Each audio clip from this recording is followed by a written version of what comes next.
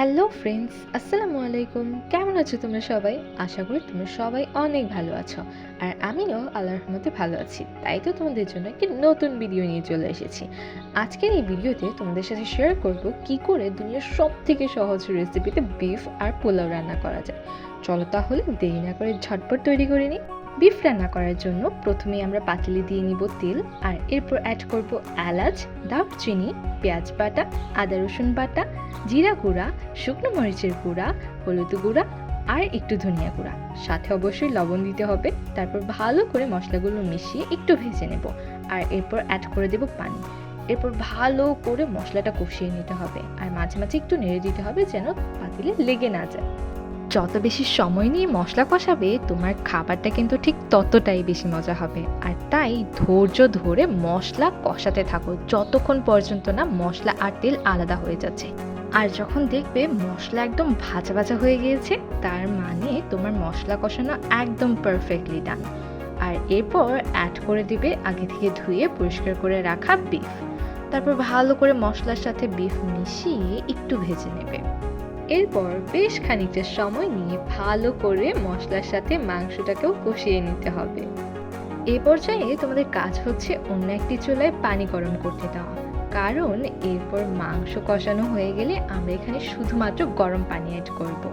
আর তাহলেই কিন্তু আমাদের সব কাজ শেষ। কষানো মাংসে গরম পানি অ্যাড করার পর একটু মিশিয়ে ততক্ষণ পর্যন্ত রান্না করো যতক্ষণ পর্যন্ত না প্রপারলি মাংসটা সিদ্ধ হচ্ছে আর পছন্দ মতো একটা ঝোলে পরিণত হচ্ছে। আর তাহলেই তৈরি হয়ে গেল দুনিয়ার সব থেকে সহজ রেসিপিতে একদমই কম মশলায় সিম্পল ওয়ে মজাদার বিফ রান্না। বিফ রান্না তো হয়ে গেল, এবার চলো বিফ দিয়ে খাওয়ার জন্য আমরা একটু পোলাও রান্না করে নিই। পোলাও রান্না করার জন্য আমরা প্রথমেই পাতিলে দিয়ে নিব তেল, দারচিনি, এলাচ, আদা কুচি, পেঁয়াজ কুচি, আর এরপর একটু সময় নিয়ে ভালো করে বাদামি করে ভেজে নেব। পেঁয়াজের রং যখন বাদামি হয়ে যাবে তখন আমরা অ্যাড করে দেব চাউল, আর এরপর বেশ খানিকটা সময় নিয়ে ভালো করে চাউলটাকে আমরা ভেজে নেব। এরকমই আরও সহজ আর সিম্পল রেসিপি দেখতে হলে অবশ্যই চ্যানেলটিকে সাবস্ক্রাইব করে দিও। সেই সাথে বেল আইকন বাটনেও ক্লিক করে দিও যেন ভিডিও আপলোড হওয়ার সাথে সাথে সবার আগে তোমার কাছে নোটিফিকেশন পৌঁছে যায়।